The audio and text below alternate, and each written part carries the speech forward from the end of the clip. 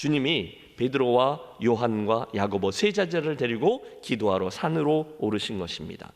그리고 그곳에서 그 세 제자들은 한 번도 경험해 보지 못한, 한 번도 기대해 보지 못한 엄청난 영적인 체험을 하게 돼요. 29절을 보십시오. 기도하실 때에 용모가 변화되고 그 옷이 휘어져 광채가 나더라. 할렐루야. 여러분, 이 장면을 상상 속에 그려보십시오. 여러분, 그 장면 속에서 저는 우선 그 옆에 있었던 세 명의 제자들에게로 우리들의 시선을 집중하고 싶습니다. 예수님의 제자들은 모두 12명이었습니다. 그런데 주님은 가끔 이 세 명의 제자들을 특별 취급하셨어요. 회당장 야이로의 딸을 살리실 때에도 이 셋을 데리고 그 방으로 들어가셨죠. 잠시 후에 겟세마네 동산에서 기도하실 때에도 이 세 명의 제자들을 데리고 한층 더 깊이 들어가 기도하셨어요. 오늘도 그러신 거예요. 이렇게 제자들과 있는데 너 나와 함께 산기도 가자. 그리고 그날 밤에 오르신 거예요. 다시 말해, 이 세 명의 제자는 늘 그 주님으로부터 특별한 취급 또는 특별한 대우를 받은 겁니다. 그리고 잠시 후 오직 그 세 명의 제자들만이 그 산 위에서 영광스럽게 변화된 예수님의 모습을 보고 하나님 아버지의 음성이 들려오는 놀라운 체험을 하게 되는 거죠. 자, 잠깐 여기서 서 보시죠. 여러분, 혹시 이 말씀을 들으시면서 뭐야? 주님도 이렇게 사람 차별하시냐? 라고 생각하시는 분이 계실지 모르겠어요. 그러나 저는 여러분들이 이 말씀을 대하시면서 차별 아니야? 라는 불만보다는 이렇게 주님의 눈에 띄고 특별 대우를 받는 제자들이 있었네? 와, 나도 그렇게 되었으면 좋겠다. 그렇게 선한 욕심을 갖는 성도들이 되어지시기를 축복합니다. 물론 하나님은 포도원 품꾼의 비유처럼 모든 믿는 자들에게 똑같은 구원의 은혜를 베푸시는 분이에요. 구원의 은혜 다 같아요.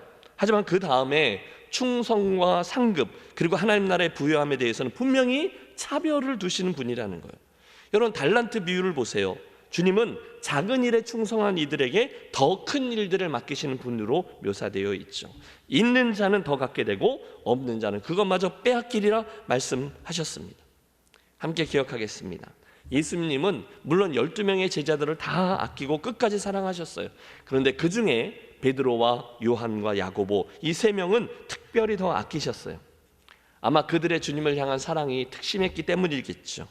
우리는 이후 초대교회 역사 속에서 이 세 명의 제자들이 어떤 일들을 감당했는지를 지켜봅니다. 베드로는요, 그 험악한 협박 속에서도 담대히 복음을 외쳐서 수천 명의 사람들을 주님께로 돌이켰고, 예루살렘 교회의 지도자로 활약하다가 나중에는 십자가에 거꾸로 순교하여 가는 그런 대표적인 사도가 되었어요. 야고보는요, 헤롯 왕의 칼에 의해서 죽임을 당하는 첫 번째 순교자가 되었어요. 마지막 요한은요, 물론 끝까지 살아남았지만 실은 가장 많은 순환을 겪으면서 교회들을 섬기고 훗날 반모섬에서 요한계시록까지 기록한 살아있는 순교자가 되었습니다. 그런 이들을 보며 저는 욕심을 갖습니다. 사랑하는 여러분, 한번 예수 믿는 건데요, 이왕이면 우리 김해제일교회 가족들은 그날 베드로와 야고보와 요한처럼 주님을 향한 사랑과 충성이 특별하여서 예수님의 주목을 받고 예수님의 사랑을 받고 특별한 취급을 받는 인생들이 되어지시기를 간절히 축원합니다. 두 번째, 본문에서 우리들의 시선이 머무는 곳은 예수님께서 그 산에 오르신 목적에 관한 거예요. 본문은 이렇게 되어 있습니다. 예수께서 베드로와 요한과 야고보를 데리고 기도하시러 산에 올라가사. 여러분, 지금 주님이 어깨가 축 처져 있는 제자들에게 뭔가 좀 보여줄게, 그런 의도로 산에 오르신 게 아니었죠. 대신에 주님은 뭐 하러 오르셨어요? 기도하시러 올라가는 거예요. 이 즈음에 예수님을 사로잡고 있었던 것은 십자가 사건의 무게감이었어요. 그 십자가, 그 무시무시한 십자가의 길을 제대로 걷기 위해서 주님은 기도로 아버지께로 나아가고 있는 거죠. 그리고 그 아들의 소명, 그 아들의 겸손, 그리고 아들의 그 순종이 지금 하늘 아버지의 마음과 잇닿아서 그분이 그 아들을 붙들었다고 봐요. 성육신하신 그 아들이 하늘을 향해서 우러러보며 당신을 향해 기도하는 순간 하늘 아버지께서 그 아들 예수 그리스도를 당신의 영광 가운데 꽉 껴안아 주신 거죠. 그래서요, 29절을 보십시오. 기도하실 때에 용모가 변화되고 그 옷이 휘어져 광채가 나더라. 여러분, 상상력을 동원하십시오. 기도하는데 한순간 예수님의 용모가 영광스러운 모습으로 변화되었다는 거예요. 같은 사건을 기록하고 있는 마태복음 17장은 그 얼굴이 해같이 빛나고 옷이 빛과 같이 휘어졌더라, 이렇게 말씀합니다. 여러분 그 장면을 상상해 보세요. 그 캄캄한 밤에 산 위에 올라가서 기도하고 계시던 주님이 갑자기 하늘의 영광과 맞닿아서 원래의 모습으로 변형되신 거죠. 주님의 얼굴, 주님의 용모, 아니 주님의 옷까지 하늘 영광 가운데 계셨던 그 본래의 모습으로 변화되도록 그렇게 변모된 거예요. 아, 그게 뭘까요? 여러분 얼마나 영광스러운 모습이었을까요? 예, 다음 주일이 우리 성탄 주일인데요, 저는 그 성탄을 기다리는 이 대림절기에 오늘 이 본문의 말씀을 함께 묵상하게 된 게 우연이 아니라고 믿습니다. 여러분, 예수님께서 저와 여러분을 사랑하셔서 그 십자가 대속의 죽음을 위해 이 땅으로 오시면서 그곳에서 포기한 것들을 헤아려 보십시오. 여러분 저를 따라와 주세요. 저와 여러분을 너무도 사랑하셔서 나의 그 죄를 속죄하기 위해서 다른 방법이 없으셨잖아요. 그래서 그분이 이 땅으로 오시는 것을 선택하고 성탄의 밤이 있을 때 그분이 과연 무엇을 내려놓으셨냐는 거죠. 주목하십시오. 여러분 그날 그분이 여러분을 구원하기 위해서 이 땅에 오기 위해 포기하신 그 엄청난 하늘 영광만큼이 오늘 여러분의 가치입니다. 할렐루야. 여러분 좀 놀라주세요. 여러분이 그만큼 귀한 존재라는 거예요. 그래서 그 엄청난 하늘 영광을 다 포기하고 가장 낮고 천한 마국간에서 출생하셔서 짐승의 여물통 구유에 누이셨어요. 여러분 그러니 그 간극이 얼마나 큰지 보세요. 그 하늘 영광과 냄새나는 짐승의 여물통, 그 간극만큼이 바로 오늘 저와 여러분의 가치요 귀함이라는 거예요. 그만큼 귀한 존재인 여러분, 그러므로 그런 귀한 여러분을 이 세상에 무엇으로 채울 수 있겠어요?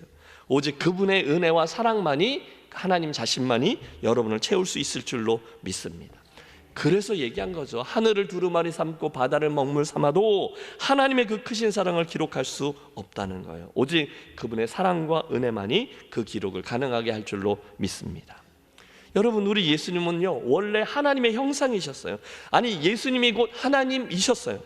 그런데 빌립보서 2장, 그는 근본 하나님과 본체시나 하나님과 동등됨을 취할 것으로 여기지 아니하시고 오히려 자기를 비워 이제부터 포기입니다.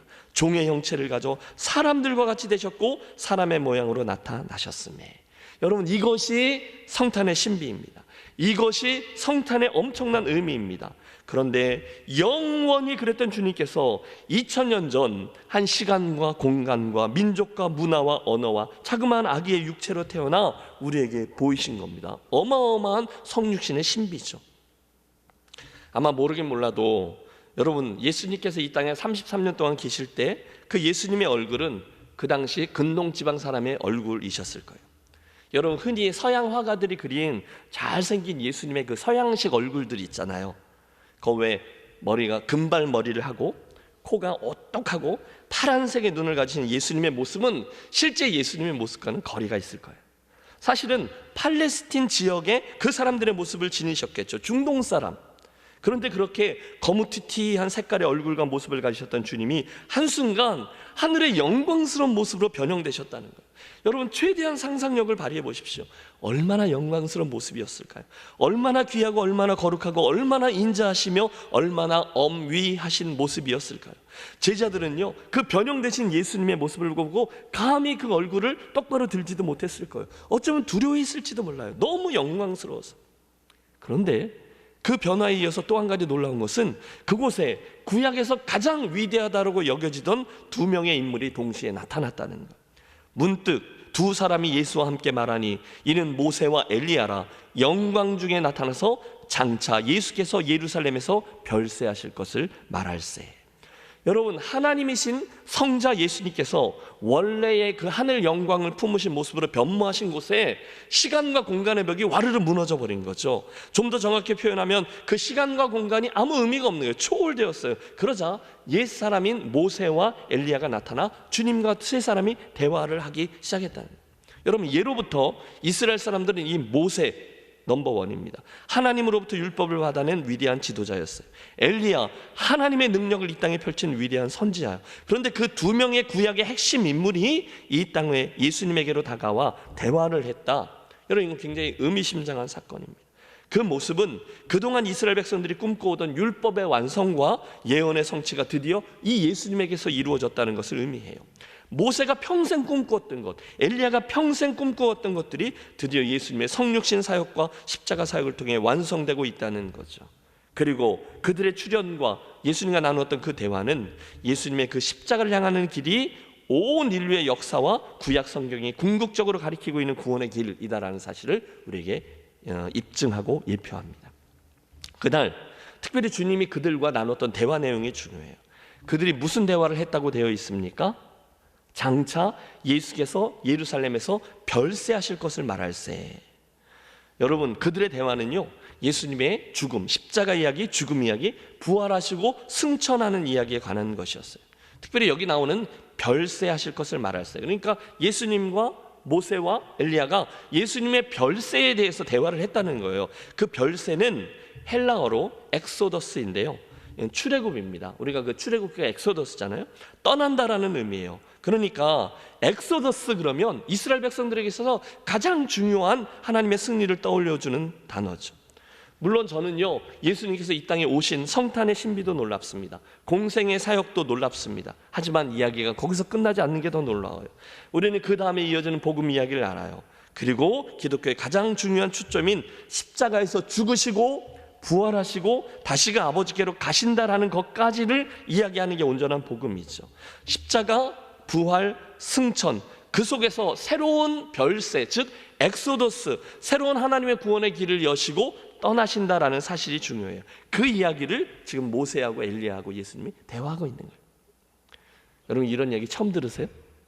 지금 그런 일이 벌어지고 있는 거예요. 바로 그 순간에 여러분, 우리들의 시선은 그 경이로운 장면을 보고 깜짝 놀라서 심지어 황당하게끔 반응하고 있던 제자들에게 향합니다. 32절과 33절, 여러분 그곳으로 같이 가시죠. 함께 읽습니다. 32절, 베드로와 및 함께 있는 자들이 깊이 졸다가 온전히 깨어나 예수의 영광과 및 함께 선 두 사람을 보더니 두 사람이 떠날 때에 베드로가 예수께 여짜오되 주여, 우리가 여기 있는 것이 좋사오니 우리가 초막 셋을 짓되 하나는 주를 위하여, 하나는 모세를 위하여, 하나는 엘리야를 위하여 하사이다 하되 자기가 하는 말을 자기도 알지 못하더라.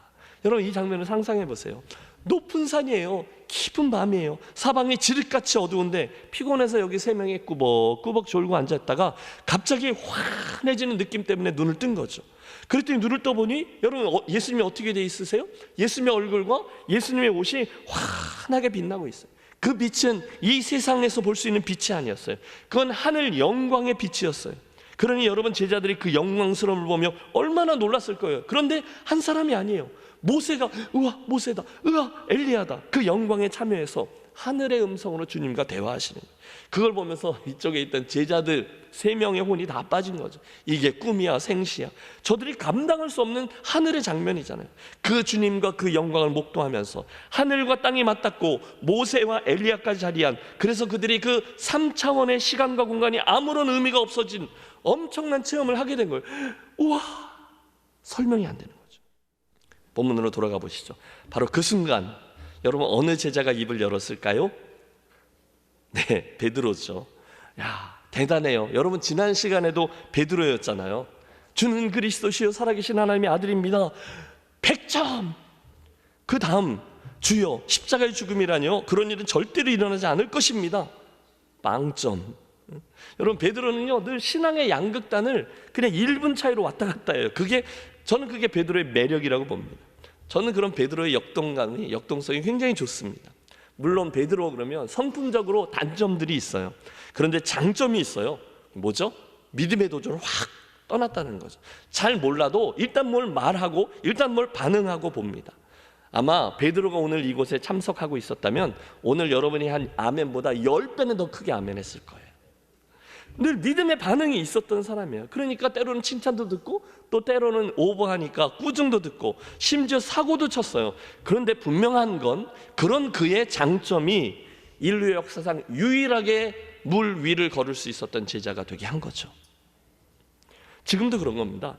베드로가 그 변화산 위에서 깜빡 졸다가 갑자기 잠이 깼는데 눈앞에 어마어마한 신비한 광경, 영광 중에 변형되신 주님과 그 옆에 나타난 모세와 엘리야를 보면서 나름대로 반응을 한 거예요. 여러분 33절을 보세요.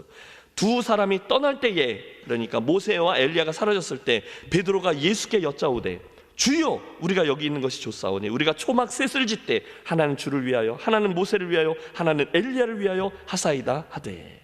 주님 여기 너무 좋은데요? 여기다가 초막 셋을 지어서 주님과 모세와 엘리야를 모시고 그냥 여기서 사는 게 어떨까요? 주님 그냥 우리 여기서 이렇게 사시죠. 내려가지 말고. 그 뜻이에요. 여러분 우리가 왜 은혜 받으면 막 눈물 콧물 흘리면서 막 제정신 아닌 상태에서 막 고백하잖아요. 이 은혜가 너무너무 귀합니다. 나는 이제 다 되었습니다. 죽어도 여한이 없습니다. 주님 충분합니다. 영원히 이렇게 살았으면 좋겠습니다. 지금 그러고 있는 거예요. 주님과의 그 영광스러운 그 주님과 함께 있는 게 너무 좋은 거죠. 하늘 영광을 목도했거든요. 그 마음속에 기쁨과 영광과 확신이 충만해진 거예요. 다른 어떤 것도 필요하지 않아요. 그래서 외치는 거예요. 주여 여기다가 초막 셋을 짓고 그냥 여기 유하사이다. 그럼 얼핏 보면 이게 굉장히 신실한 반응 같습니다. 그런데 딱 하나 문제가 있어요. 33절 하반절. 그러나 자기가 하는 말을 자기도 알지 못하더라. 여러분 이게 문제였어요. 자기가 하는 말을 자기도 알지 못하더라. 이게 무슨 뜻입니까? 그냥 헛소리를 했다는 거예요. 잠꼬대였어요. 자기가 한 말을 자기가 알지 못하더라. 그래서 우리는 여기 읽다 보면 픽 하고 웃습니다. 야 베드로답다. 정말 엉뚱한 소리 아닙니까? 그러고는요 34절 이 말 할 즈음에 구름이 와서 그들을 덮는지라. 구름 속으로 들어갈 때 그들이 무서워하더니 구름 속에서 소리가 나서 이르되 이는 나의 아들 곧 택함을 받은 자니 너희는 그의 말을 들으라 하고. 여러분 그 자리에 계셔보세요. 하늘 아버지의 음성이 들려온 거죠. 정말 불강력적인 은혜입니다. 사실 여러분 그날 그 세 명의 제자들은 예수님의 그 십자가 순환과 별세에 대한 이야기를 들으면서도 그게 무슨 뜻인지 다 이해하지 못했을 거예요. 그래서였겠죠. 아버지께서 직접 제자들에게 말씀해 주세요. 이는 나의 아들 곧 택함을 받을 자니 너희는 저의 말을 들으라. 성부 하나님의 당부입니다.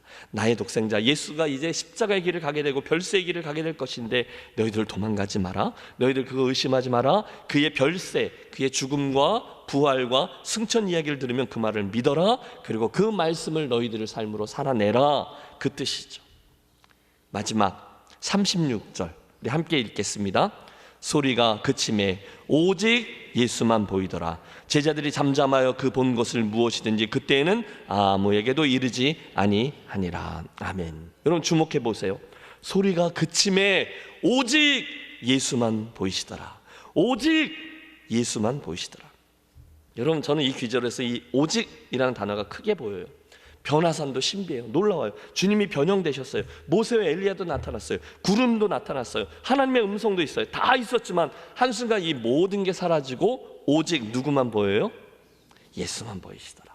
여러분 이게 중요합니다. 신비한 체험, 하나님의 음성, 놀라운 신비 다 좋아요. 그런데 여러분 결국 누가 보여야 되죠? 예수가 보이는 거예요. 예수님만 보여야 되는 거예요. 여러분 신비한 체험을 하셨죠? 그래서 막 예수님 이야기를 하죠. 막 간증하죠. 우와 이런 일이 있었어요. 그런데 제일 마지막에 가보면 어느덧 예수님은 들러리가 되고 사라지고 결국 그 사람만 남는다. 틀림없습니다. 그건 가짜입니다. 미혹하는 겁니다. 다시요. 예수님이 빠진 신비 체험, 예수님이 빠진 신비한 간증, 한참 이야기를 재밌게 했는데 결국 맨 끝에 가면 결국 그 사람이 하고자 하는 얘기가 나 정도 되니까 그런 놀라운 일을 체험하게 된 거다라고 초점이 바뀌면 여러분 기억하세요. 100% 그건 가짜입니다.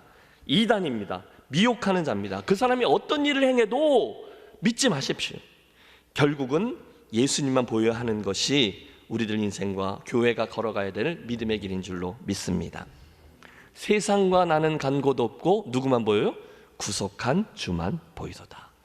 세상과 나는 간 곳 없고 구속한 주만 보이도다. 이것이 나의 간증이요 이것이 나의 찬송일세. 나 사는 동안 끊임없이 구주를 찬송하리로다. 여러분 우리들이 추구해야 될 믿음의 여정 그러니까 이거예요. 자랑도 소용없어요. 신비한 체험한 거 소용없어요. 여러분 우리 그런 사람 얼마나 많이 보는지 몰라요. 그런데 맨 끝에 가서 예수만 남으면 그게 승리자죠. 그게 옳다는 거예요. 오늘 설교의 마지막 포인트, 이 모든 말씀을 다 듣고서 결국 이 변화산 이야기에서 우리가 얻어야 될 가장 중요한 것은 이것입니다. 결국 그래서 뭘 어쩌자는 것이냐 그거죠. 그 궁극적인 목적과 방향이 가장 중요해요. 여러분 오늘 여러분 예수를 믿잖아요. 1년을 믿었어요. 10년을 믿었어요. 평생을 믿었어요. 오늘처럼 사무총회도 하고요. 다시 새롭게 신앙 건강 기록부도 작성하고요. 이제 크리스마스와 성년, 신년, 절기를 통과하면서 열심히 이 경주를 달려가고 있어요. 그러다 보면 중간중간 우리가 산 위의 체험을 하게 됩니다. 아, 주님이시다. 주님의 영광을 목도하고 하나님 하시는 일을 체험하고 그분이 주시는 간증도 소유하게 되고 너무너무 좋죠. 그 인생 중에 그런 일들이 있어요. 그런데 그 모든 일들보다 중요하고 절대로 놓치지 말아야 될 것은 바로 이거죠. 그 하늘의 기쁨, 그 신비한 변화산 체험의 궁극적인 방향과 목적이에요. 여러분, 결국 그래서 뭘 어쩌자는 거예요? 여러분, 변화산에 오르셨어요. 신비한 체험도 하셨고 은혜도 받았어요. 와, 하나님 진짜시구나. 하나님 나를 사랑하시는구나. 그분의 음성도 듣고 깨달음도 얻었어요. 그래서요, 그 다음은요, 그 다음에 계속해서 거기 머물지 않고 결국은 다시 산 아래로 내려가 사명을 감당하는 것이 중요합니다. 그걸 위해서 변화산이 있는 거예요.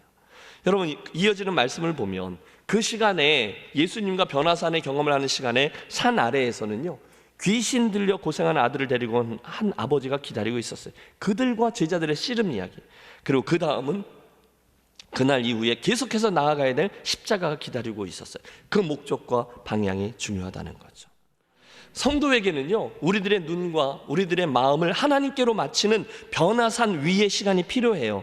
이를 위해서 여러분 시간을 내셔야 합니다. 이를 위해 대가를 치르셔야 돼요. 그런데 그 다음에 우리는 다시금 변화산 아래로 내려가서 사명을 감당하는 시간도 필요하다는 거죠. 오늘 우리가 이곳에 모여서 예배하는 행위도 그렇게 이해할 수 있죠.